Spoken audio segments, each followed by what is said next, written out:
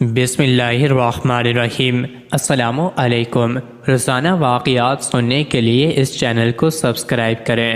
خلیفہ ہارون رشید نے ایک نصرانی عیسائی کو 500 درہم کے مطالبے میں قید کا حکم دیا اور ایک سوار کو اس کے ہمراہ بھیجا۔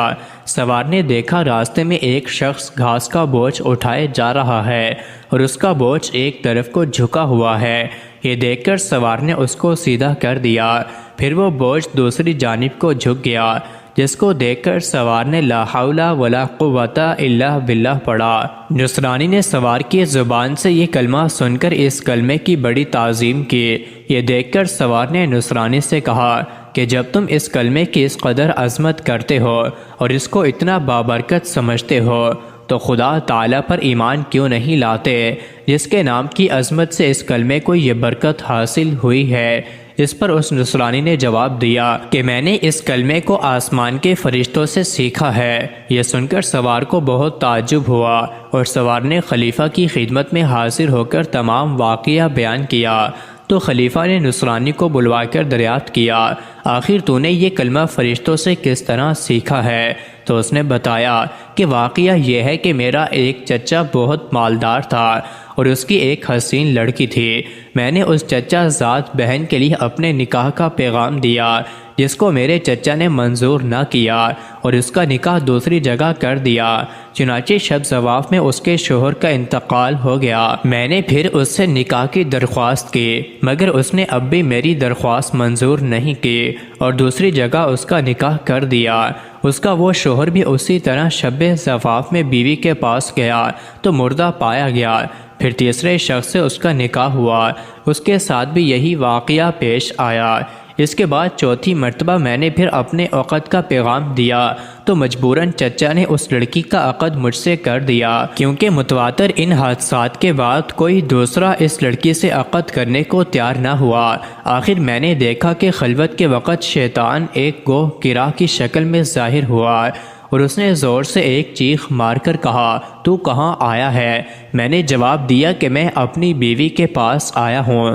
تو وہ شیطان کہنے لگا کہ تجھے معلوم نہیں میں نے اس کے پہلے شوہروں کے ساتھ کیا معاملہ کیا؟ میں نے جواب دیا ہاں مجھے معلوم ہے۔ یہ سن کر وہ شیطان کہنے لگا، اگر تو اس بات پر راضی ہو کہ یہ عورت رات کو میرے لیے ہو اور دن کو تیرے لیے ہو تو بہتر ہے، ورنہ میں تجھے بھی مار ڈالوں گا۔ میں نے اس کی بات کو منظور کر لیا اور اسی طرح پر ایک مدت گزر گئی تو ایک روز شیطان نے مجھ سے کہا کہ آج میں رات کو ملا اعلیٰ کی باتیں چوری سے سننے کے لیے جاؤں گا، کیونکہ آج رات کو اس کام کے لیے میری باری ہے کہ تم بھی میرے ساتھ آسمان پر چلنے کو تیار ہو۔ میں نے جب اس پر اپنی رضامندی کا اظہار کیا تو شیطان نے ایک بڑے اونٹ کی شکل اختیار کر کے مجھ سے کہا کہ میری پشت پر مضبوطی سے سوار ہو جانا۔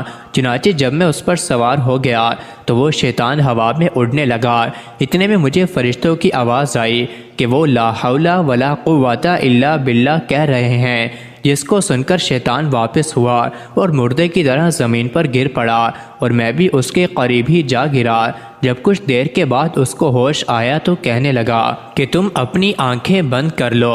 میں نے اپنی آنکھیں بند کر لیں۔ اس کے بعد جب میں نے آنکھیں کھولی تو کیا دیکھتا ہوں کہ میں اپنے گھر کے دروازے پر موجود ہوں۔ پھر جب میں اپنی بیوی کے پاس خلوت میں گیا تو میں نے اس سے کہا، اس مکان میں جہاں کوئی سوراخ ہو یا روزن ہو ان سب کو بند کر دو۔ اس نے ایسا ہی کیا۔ چنانچہ جب رات کو شیطان گھر میں داخل ہوا تو میں نے دروازہ بند کر دیا اور باہر سے دروازے کی طرف منہ کر کے لا حول ولا قوت الا باللہ پڑھنا شروع کیا، جو میں نے فرشتوں سے سن کر یاد کر لیا تھا۔